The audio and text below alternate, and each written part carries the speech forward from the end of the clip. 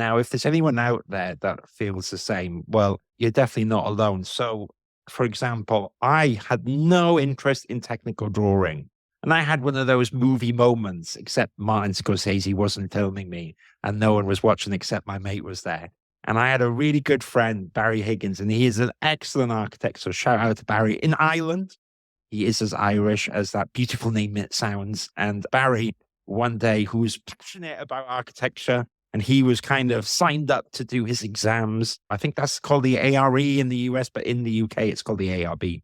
And so he was learning all this stuff, and the bosses were away, and he was kind of bossing me around a bit. And I was that rebellious little architect. I had the cheeky wink, and I was like, oh, mate, I don't want to do all that stuff.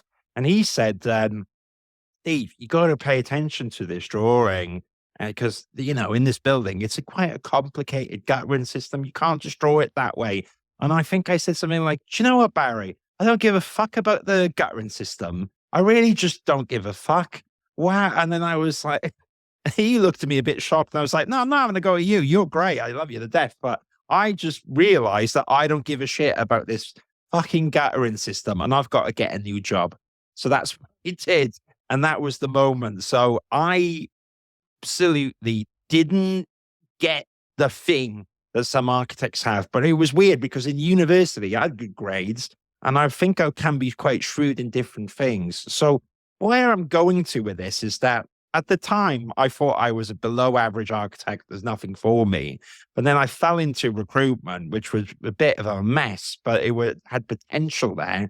And I saw an opportunity, as we all do in architects, why we studied it, to design it. So I believe you can get your design kicks in architecture without drawing buildings. The way I look at the architecture social as a business, a lot of those concepts I learned in university, and I really think that you can be a designer without doing a bloody building and working those long hours. However, equally for anyone that isn't still an architect here, if you want to do those amazing buildings and change lives and do hospitals and public spaces, I really respect it.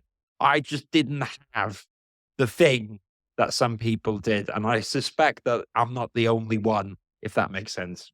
My goodness, I was Yeah. getting all passionate on my little virtual soapbox here, talking about